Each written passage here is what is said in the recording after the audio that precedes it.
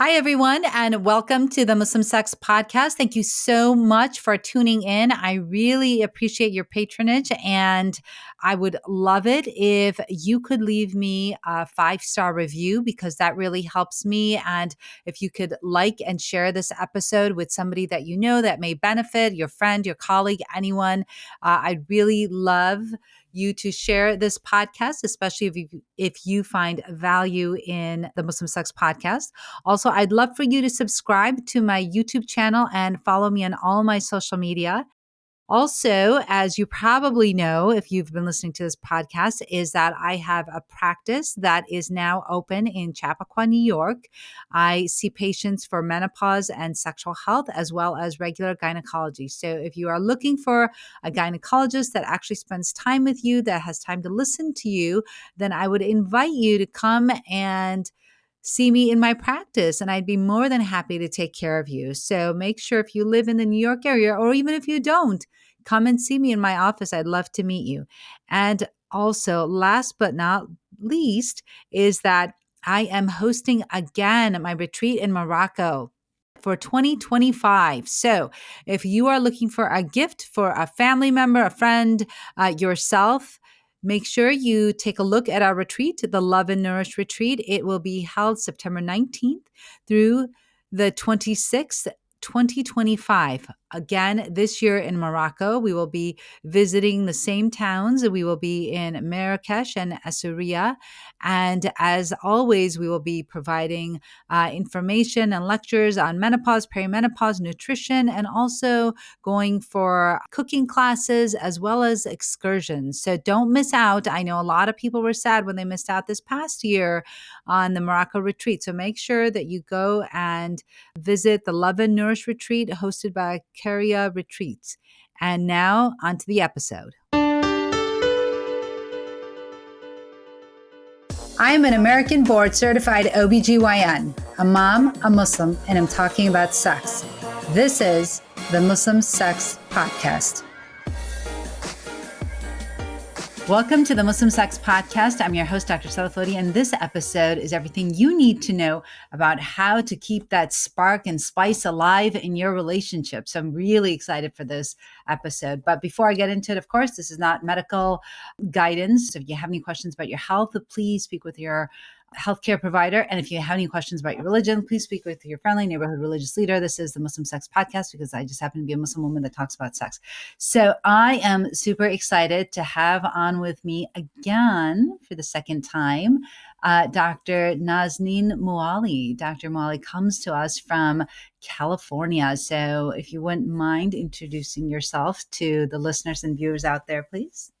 Thank you so much for having me back on your show. I'm a clinical psychologist, ASAC certified sex therapist, and I personally grew up in a conservative background. I'm originally Iranian American, and my passion is to help couples and individuals find the sexual encounters, experiences that's enjoyable, it's aligned with their values, and make them feel alive. Help them to help them to continue feeling alive and nurturing their relationship. And I also have a sex podcast called Sexology. You're amazing. I just, we were talking a little bit offline right before we started. And I was just telling Dr. Moali that, I was on her website and I was like, holy cow, she has so many great resources. So just for the listeners and viewers out there, I'm going to tell you about Sexology Podcast is what it's called. And, she has resources on there like 101 ways to keep your relationship hot, a woman's guide to reviving sex drive, checklist to rev up things in your sex life. So all these amazing things. So Dr. Moali, let's just dive in. So what are some things that you think, you start with 101 ways. Who knew there were so many ways that you could keep your relationship hot? So yeah, I'd love to hear some of them. Absolutely. You know, what I hear a lot from my own clients and my listeners is that for people who are in a long term relationship, sometimes it's hard for them to feel excited about sex. So one of the number one complaints I hear that people say that sex feel like a chore, or sometimes like, when we have sex, I feel my partner is doing it because they feel like they have to do it, or they're doing it out of the pity and they're not excited. Of course, you and I both know there could be so many different reasons, right? Physiological challenges, psychological challenges, but I also hear boredom is such a big issue for many couples. They feel that they've been doing, specifically women, we're doing the same position, same foreplay. It's common for many people that their brain just check out and they're thinking about their grocery list and they're not in their body. And that's why that they feel they're having underwhelming sexual experiences. So these are some tools and strategies I share with my own clients and listeners, as far as like helping them to find things that makes them feel excited about sex. Because sometimes when we are with a long-term partner, what takes away from excitement is the predictability, right? I know exactly what they're thinking. People say that I know what comes next, and that gets in the way of building excitement. Yeah, no, absolutely. Absolutely. I'm just thinking about what you're saying. I think I think there's a huge, right, with long-term relationships. I think boredom is definitely one of the things that comes into play, right? It's just not exciting. And then I think that also, looking at, you said you come from a conservative culture and background. And I think that, looking at not only, and now, you're very sex positive, and I'd love to get into that journey for you, and just to hear what happened, how you went from growing up in a very conservative community. And I don't know, were you sex negative? Were you sex neutral? And then all of a sudden you became very sex positive, and now have the sexology podcast and all this, and, have a PhD in all of this information and knowledge. And, I think sometimes that the partner, right? So like one partner could be very sex positive and the other partner is still kind of stuck, right, in that sex negative. And so I think that sometimes that also comes into play and can make it very difficult for the couple to move forward as one, because, one person is either not interested or just very shy, or, doesn't want, is not at the level of the other person, right? Absolutely. You know what I've noticed, and I hear a lot from my own clients that grew up in a conservative background, is that they grew up with this messaging that sex is bad. The parents or the society hope was, when they share that information about premarital sex, sex in general, the hope is like to protect the person from engaging in premarital sex or adventurous sex.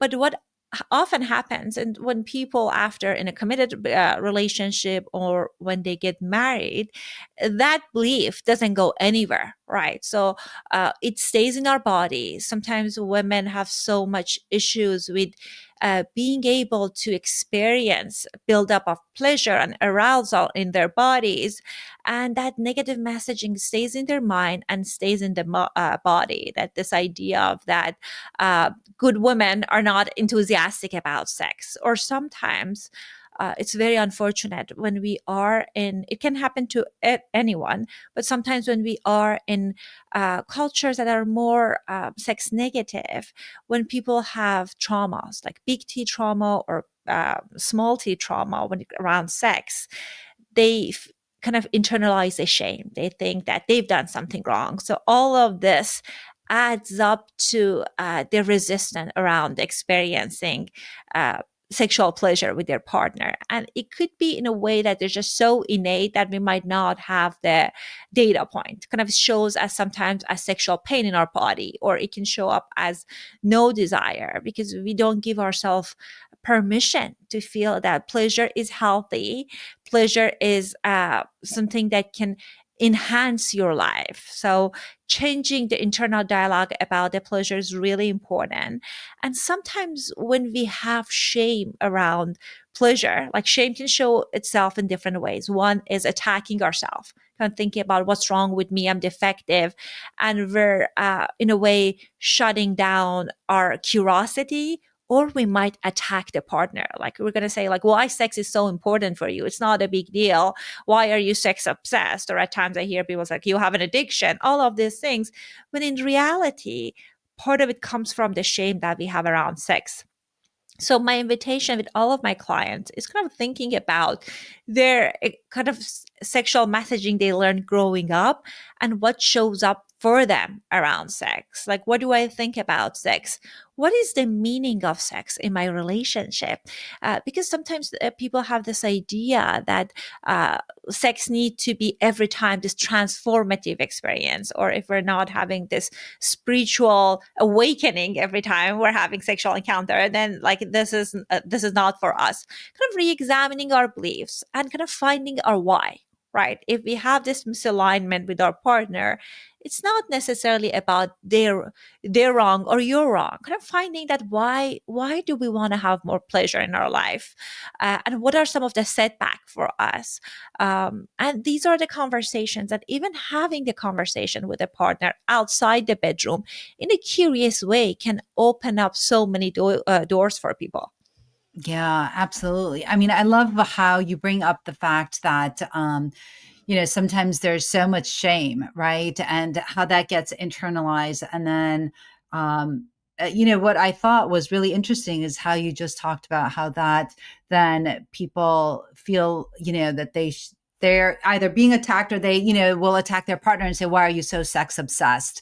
Well, there must be something wrong with you. Why are you always thinking about it? Why are you always talking about it? What's going on? Why, are you addicted? And I think that is so revealing and so important for you to bring out and discuss, because that happens, right? If one person is really sex positive, the other person may have, right, what we were just talking about, still be stuck in like sex negativity or just not where the other person is. And so then all of a sudden there's something wrong with their partner, where there's like who is the, what is the benchmark, right? Like, who are we comparing to? Is it to a person? And I find that happens, so I see women in like who are in perimenopause, menopause, and I focus on sexual health. And I'll have patients come in where they say that, their partner's like, what's wrong with you? You have such a high libido, and why are you like this and that? And all of a sudden they start to feel bad about themselves, and they're like, maybe there's something wrong with me. Like, can you check my testosterone level? Is it really high? I mean, do I really have such a high libido? Or is it that they just have a low libido? Like, who's the one to decide whose libido is normal? And then, how are we judging whose is higher, whose is lower? And I think that so much of this comes from the way that you're raised, right? Like, a lot of times people will come with, shame around sex, and also thinking that sex is wrong, dirty, shameful, right? So anything to do with sex makes you become like a bad person because you're thinking about it, right? Depending on what type of culture you were raised in. Absolutely. And again, kind of the messaging that you receive. One of the questions I ask many of my clients is that their first experience of them discovering pleasure in their body, right? Kids are curious about their bodies. For many of them, is like a curiosity, anxiety, kind of like management. And sometimes parents have such a negative reaction when they catch their child exploring their body, or they think they're masturbating, which is like self-stimulation. And that stays with people, kind of feeling that there's something wrong with me. And that gets in the way of them cutting their curiosity around their pleasure and having this guilt. And I think these are the stories that stays in our body. Many people have, like, as I said, like uh, non-consensual experiences they had, or they felt coerced. Or I even have clients that they said that early on in the marriage, early on in the relationship, I had this belief that I have to say yes, or I make myself available for sex. And now I have so much resentment, frustration.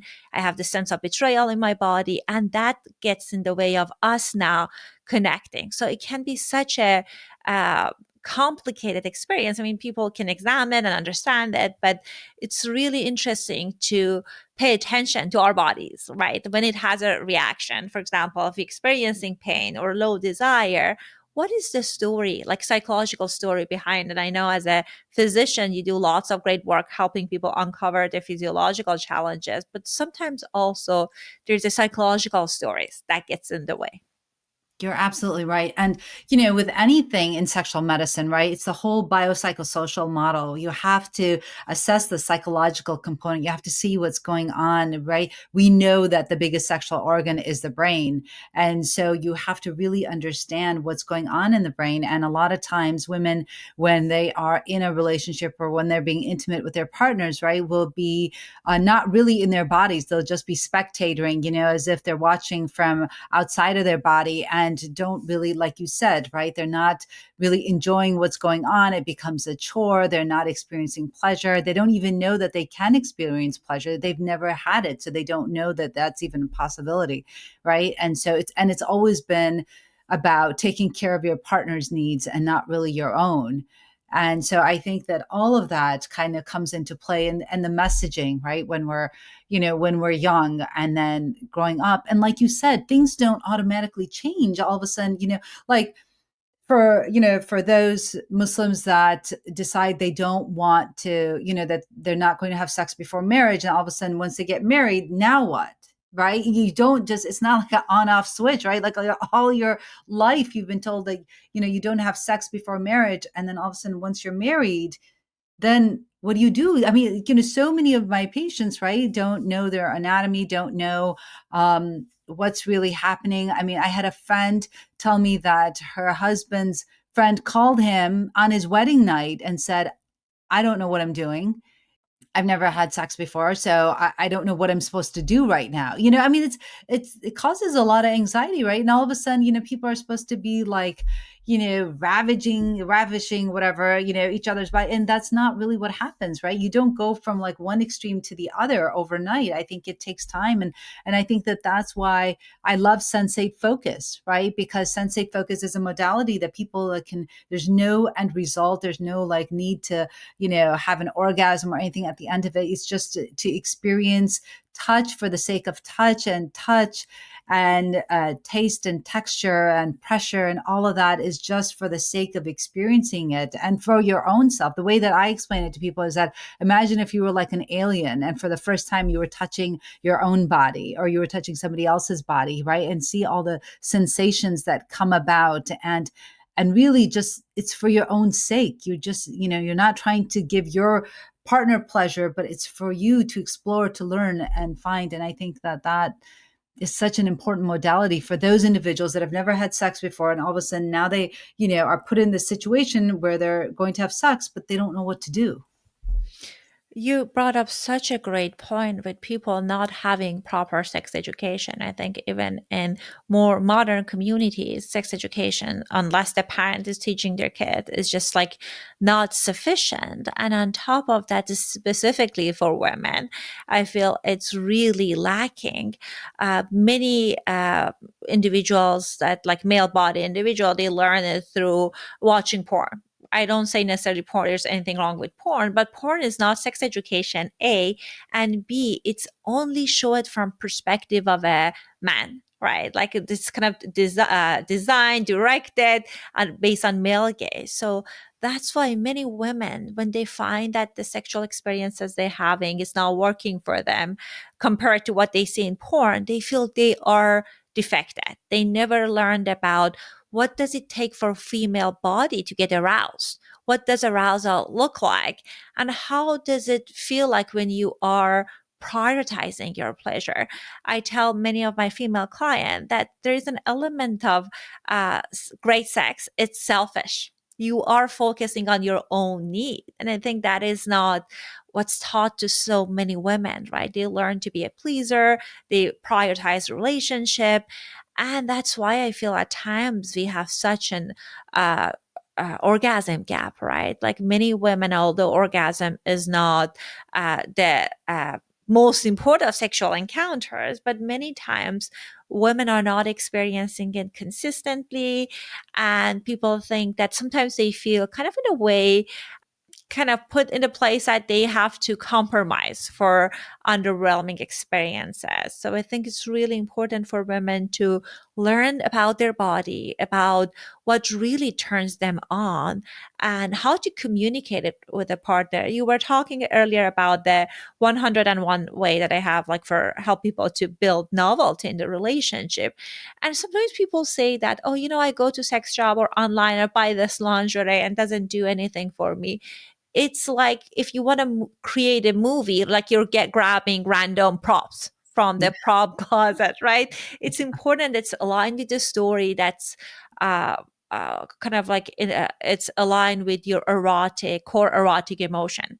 We all are very different, and the emotion that turns us on is different. For some people could be love, for some people could be power, for some people it could be humiliation. There could be a number of different things that someone need in order to experience that arousal in a loving partnership, if that's what they are.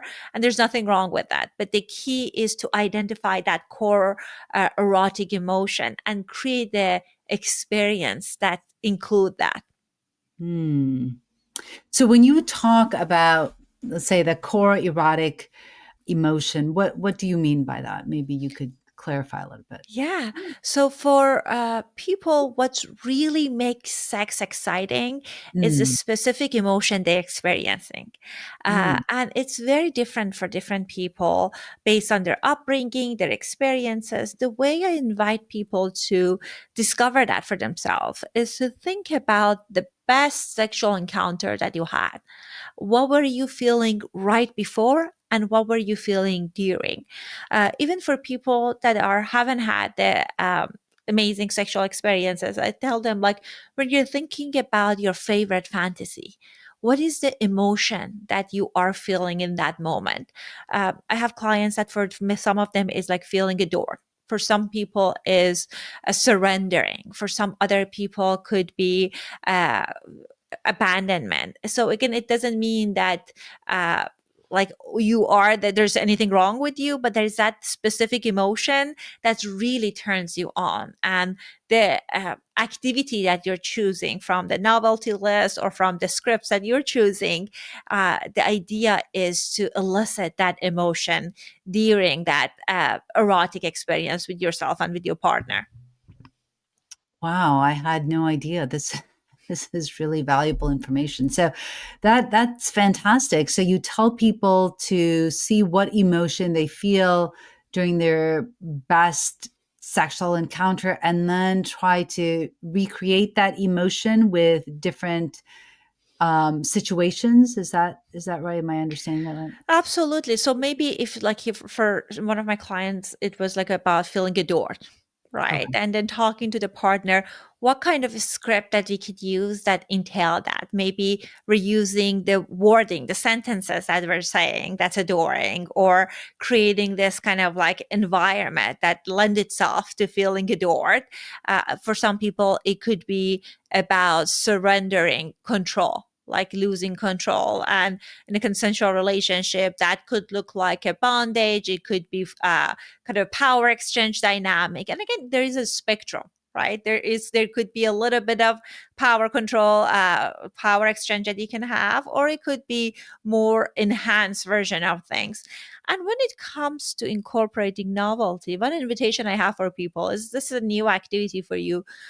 Incorporate it as part of the routine that you have that you like, right? Many couples, they have a routine that's enjoyable, but now you're peppering in this particular activity as part of the experience. So that make it less intimidating. Maybe it could be, if it's a bondage, it could be something you do during foreplay, or it could be something that, like, even you guys are reading some erotic story about that kind of like script right before. There's a different ways that you can experiment it. But I also find it when people share that part of themselves with the partner, that this is what turns me on, that on its own can be very erotically energizing for the relationship, because now the partner discovered the part of their lover that they didn't know about, and that can bring some excitement. That's fantastic. I mean, that's really such important information. And I think that, that I can see how, just knowing, right? One, I think it takes a lot of vulnerability to do that, right? To let somebody in that deeply, about you, right? To let them know so much about you in such a vulnerable way, I think is that in itself could be very erotic, right? And then also to then play up on that during, when you're becoming intimate with your partner, I can see how that would definitely, revive absolutely a very boring, monotonous relationship, right? I mean, I think that when you kind of channel that energy and go toward something that really excites you, then that in itself can be an invitation to participate, right? And have sex with your partner. Absolutely. And again, it is you sharing something that's, as you mentioned, vulnerable, exciting, and new. And it can bring more awareness to the experience, because when we are bringing something new in the relationship, we might tend to be more present. And one of the things that gets in the way of people enjoying sex is being disconnected and they're being in their mind. Right, right, absolutely. I mean, we know from the work of Lori Brado, right, mindfulness, and how that just focusing on what's happening in that moment increases lubrication, increases arousal, increases your libido, right? So I think that I use that actually a lot for women that come to me, right? We know that in midlife, when we talk about any type of sexual dysfunction, we know that libido is the number one dysfunction that is discussed in midlife, and that women always come for. It's I believe it was in the survey, in the Preside study that was done, I think it was like 10% of women, of those that were, that did this questionnaire, libido came up first. And that is a problem that most women have. And so when we can increase that excitement in that relationship, right, or increase that mindfulness in that relationship, I think that that in itself will probably increase libido. What do you find? Absolutely. I think mindfulness, being present in your body, as you mentioned, that's very, very powerful. And also, what I've noticed, I'm kind of curious about hearing your thoughts on that. I see some of my clients in my practice that they are just feeling awakened during their later stage, or kind of like middle age, and what they experience is they feel more empowered because now they're more embodied version of themselves. They're more comfortable about who they are. And I think that also comes with learning your erotic self, right? Sometimes when we are younger, because of all those negative messaging, we're just so disconnected with our erotic mind. But if you are in different phase of your life, you've been listening to shows like you, and you're curious about yourself, now you're more connected with your erotic self. And when it comes to libido, as you mentioned, there's multiple layers to it. One is physiological, one is motivational and psychological. And with listening to erotic stories or engaging your erotic mind, you can strengthen that part, even if this is a season that kind of hormonally you are in the period of transition. I love that. Actually, I don't know if you saw that article that came out in the New York Times. It talked about how the author, or that was writing that story, she talked about how this time, so she's menopausal, and she feels like this menopausal time frame of her life is the most empowering, and how she's having the best sex of her life. And the reason why, right, as you said, is there are so many things going on at this point in our lives. And in midlife, and as you make that transition from perimenopause to menopause, specifically in menopause, we're not ovulating, we're not, so there's no fear of getting pregnant, right? That's one of the biggest fears that women have in their reproductive years, is getting pregnant when they don't want to be pregnant. So, they find that this menopausal time is fantastic because they're not worried about getting pregnant. They don't really care anymore what anyone thinks, right? That they are now more empowered. They're more secure about who they are as a person, right? Perhaps in their 20s, they were more, they're trying to figure out who they are. Perhaps they're experimenting, and, their partners, they're more focused on their partner's pleasure. But now in this age, right, in this menopause age, they're rediscovering who they are. They're not settling for, this C minus sex, right? They want to experience the best. They just don't have any more tolerance for nonsense in their life. And And I think that, I mean, of course, you still have to, if you're not in a monogamous relationship, you still have to worry about, sexually transmitted infections. But I think that, because women at this point are just more, they know what they like. They know what they don't like. They know about themselves. They just feel more empowered within their own body, that they're not willing to settle anymore. And I think that's what leads to the best sex of their lives in menopause, because they just know who they are. And that is so powerful and sexy on its own, and even for the partner, right? That I have seen this trend of age gap dating, right? That are men that are dating or marrying younger men that are marrying women that are older than them. And they talk about how these women are so confident, they're comfortable talking about what they want. And that's very sexy and attractive.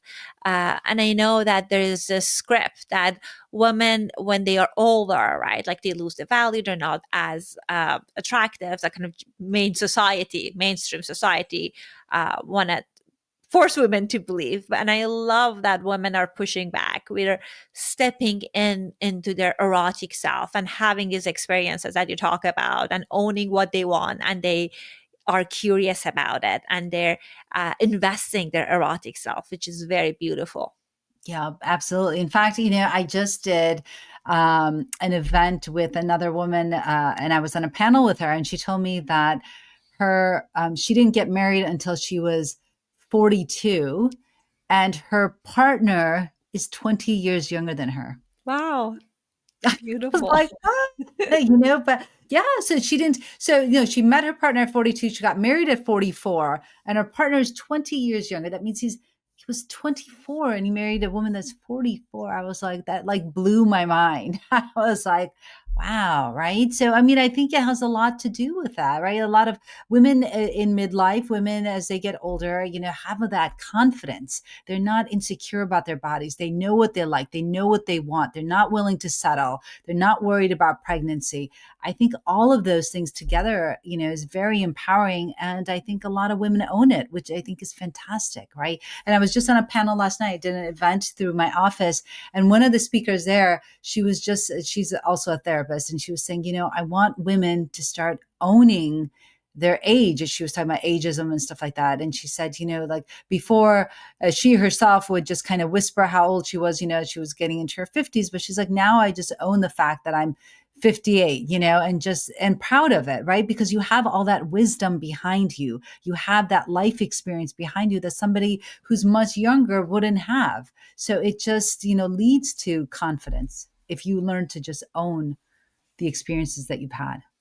Absolutely, and that is not something that you feel like I that what that's not my identity. You can reshape, relearn, and change things even at whatever age you are right now. I have women that they never experienced orgasms before, but now they're in 50s and 60s, and they want to learn to experience it, and they're learning it now. And you can learn and invest in these strategies and tools. And as you mentioned, sometimes when we are older, we're more confident, and great sex, it's about how it feels in your body. It doesn't have anything to do with what it looks like. And I personally, when I was younger, I talked about my own journey. I accidentally discovered sex therapy because I was experiencing pain, very kind of extreme pain during intercourse, and I didn't think it was something that could be addressed through therapy.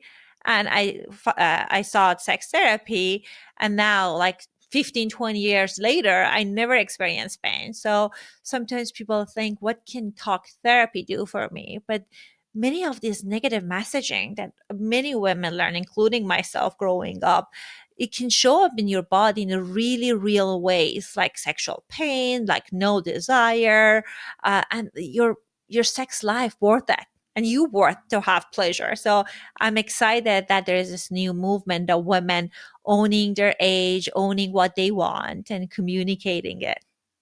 Yeah, absolutely. And you're so right about different ways that things show up, right? For example, women that experience vaginismus. Mhm. And for those people that don't know what it is, it's where the muscles around the vagina tighten up in anticipation of any type of penetration. And we were talking about that last night at the event as well. But, I got a call recently from a woman that was in Michigan, and she told me that she has not consummated her wedding, and it's been 8 years.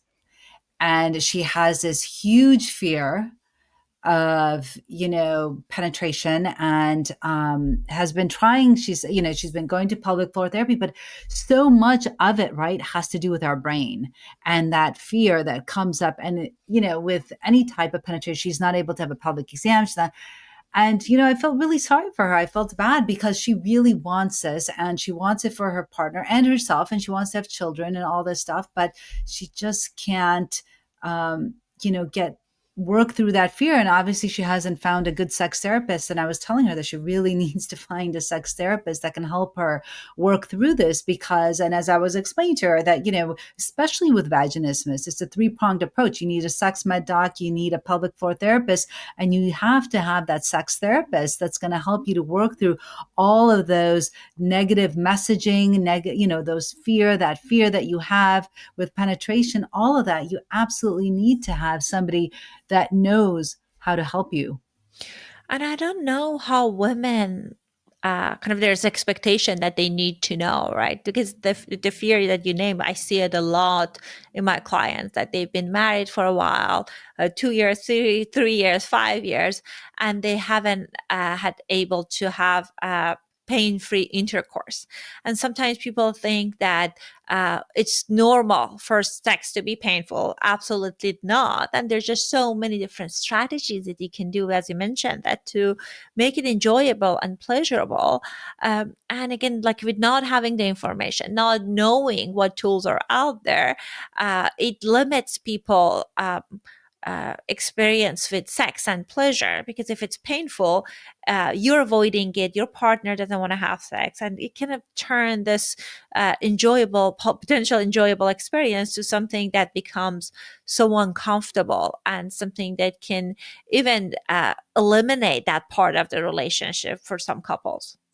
Absolutely. I mean, there's resentment that builds up. There is distance. There is, right, one person is a fear of feeling pain. The other person is afraid that they're going to be hurting their partner. So then more and more they avoid that altogether, because nobody wants to cause the other person pain.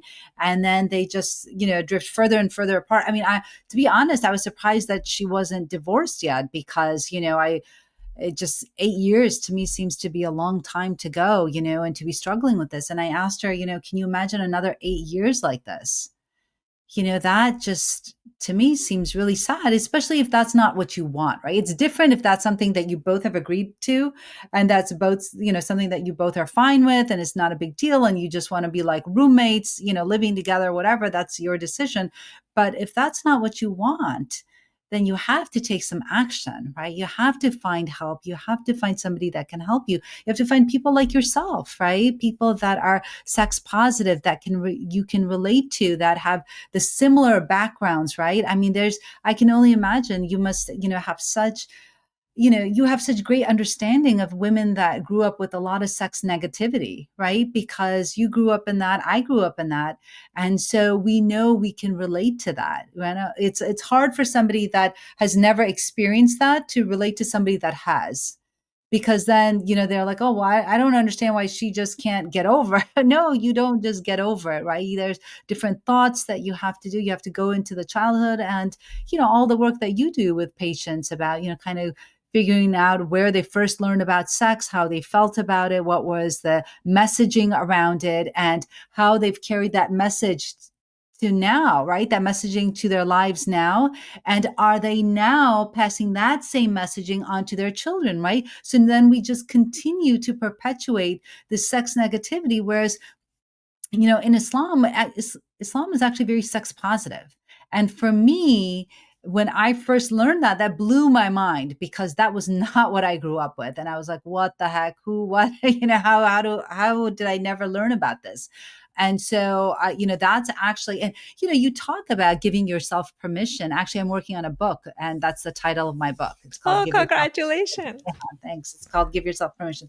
But, it wasn't until I gave myself permission to learn and research about sexual health that I became like this huge proponent of sex positivity. But it takes a lot of work, right? It takes a lot of work on your own feelings, your thoughts, and constantly in the back of my mind I'm like, oh gosh, like how's the community going to perceive me? What are they thinking? What is the community going to say? And so you have to work through all of that, right, to get to a point where you're okay and you own what it is that you do.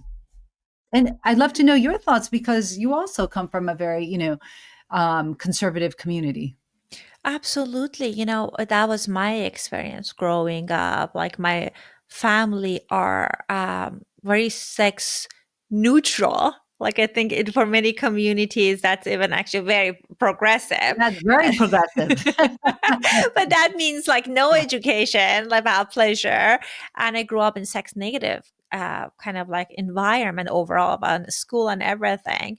And again, it wasn't until I experienced real pain in my body that I figured this is something that I have to attend to. And through sex therapy, I learned that how much of the shame, how much of my own complicated relationship with sex was getting in the way of me experiencing and being able to be present during sex. Because many women, they say that they're not maybe even experiencing pain, but they don't experience anything. They feel numbness during sex. They're not, as you mentioned, in their body, and that gets in the way of you experiencing arousal and excitement. And what I've discovered, at least for myself, when I was able to learn and understand my erotic self better, it helped me to be more creative, and it helped me in my relationship, and just help you to get connected with the source of joy. And I see that in my clients all the time, because many of my own clients, they feel defective, right? They feel that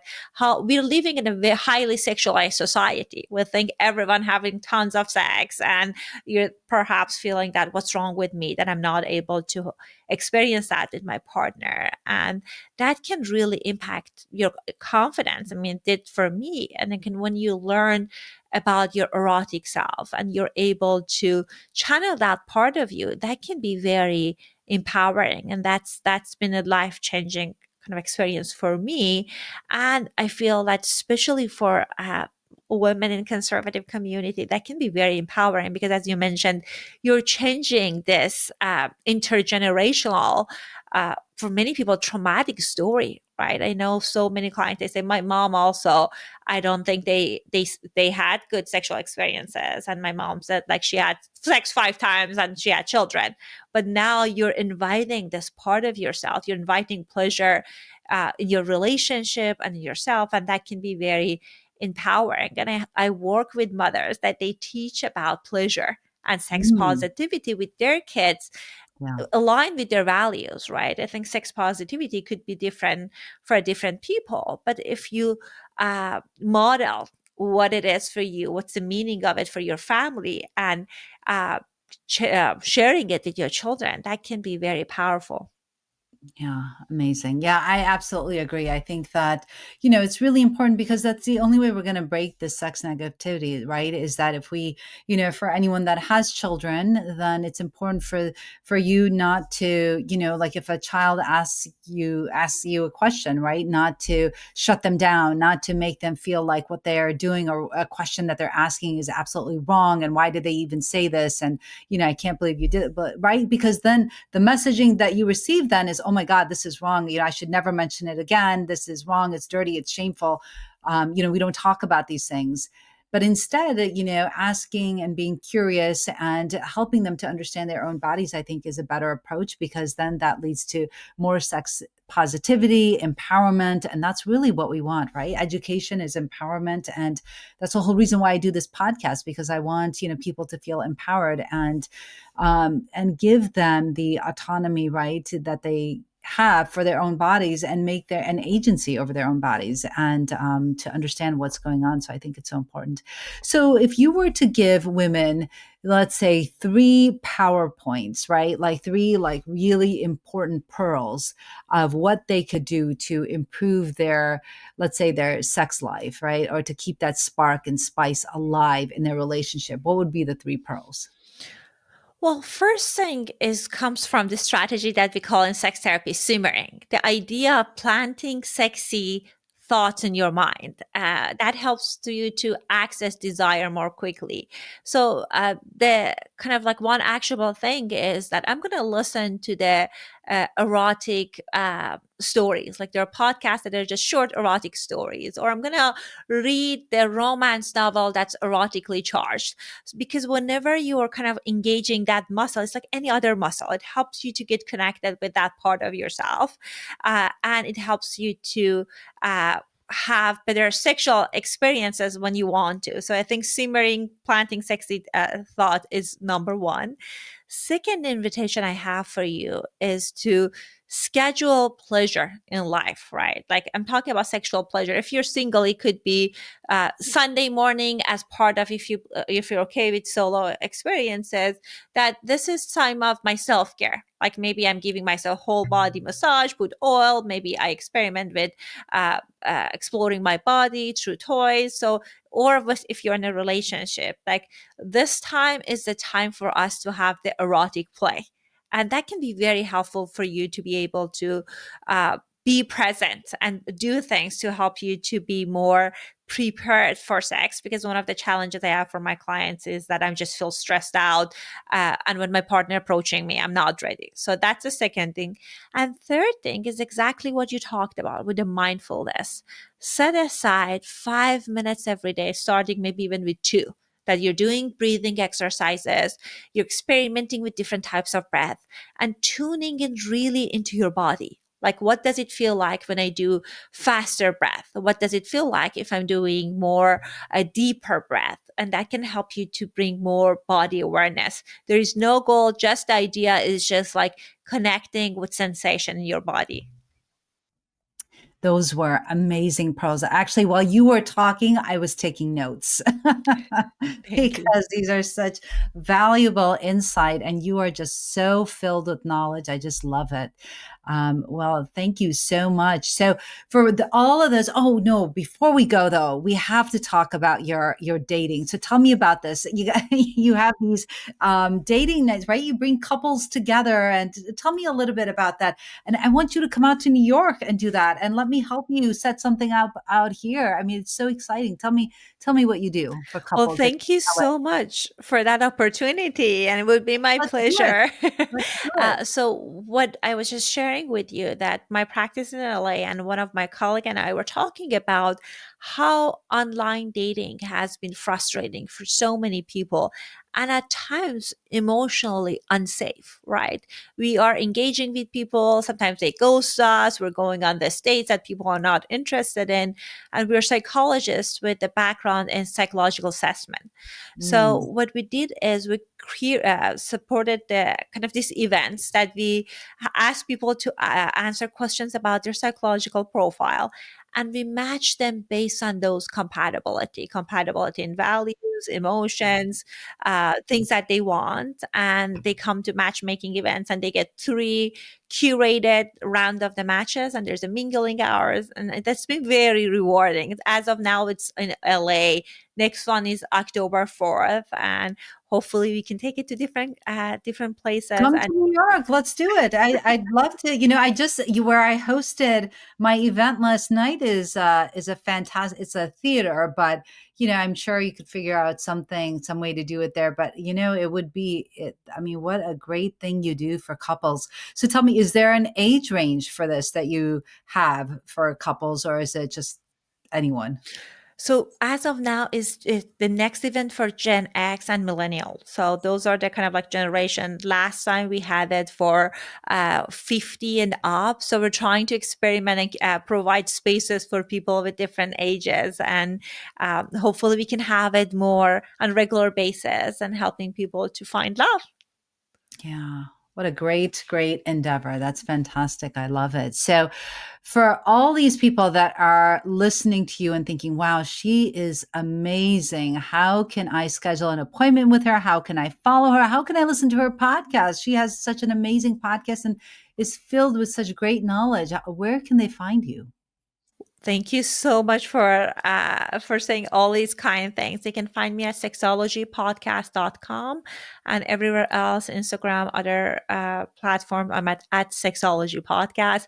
I would love to hear from your audience. As you mentioned, we have free resources on the website, and I hope that they can find those tools as a way to deepen their experiences with pleasure and bringing more joy in their lives. I love it. And the word that is just sticking with me is simmering. Every time now I'm going to be making tea or something, I'm going to be thinking about simmering. So I love it. I love it. So, well, thank you so much, Dr. Moali, for your time and your expertise. And this has been such a fun conversation. And I've learned so much from you. And I just, can't wait to hopefully have you on again. But I'd love for you to come to New York. And if you decide you want to come out here, I'd love to help you plan something because I think it's such an amazing resource. We could even try to do it in the city. There's some organizations in the city, but we can always talk about that offline. But yes, so exciting. So. Well, thank you. And this has been real and really intimate. And remember, this is not meant to be any type of medical advice. If you have any questions about your health, please speak with your healthcare provider. And until next time, this is the Muslim Sex Podcast. So thank you for listening to the podcast, and make sure you leave us a review, share and like the podcast. And if you leave me a review, I'd love to shout you out on social media. So be sure that you share it with all your friends. And thanks for listening.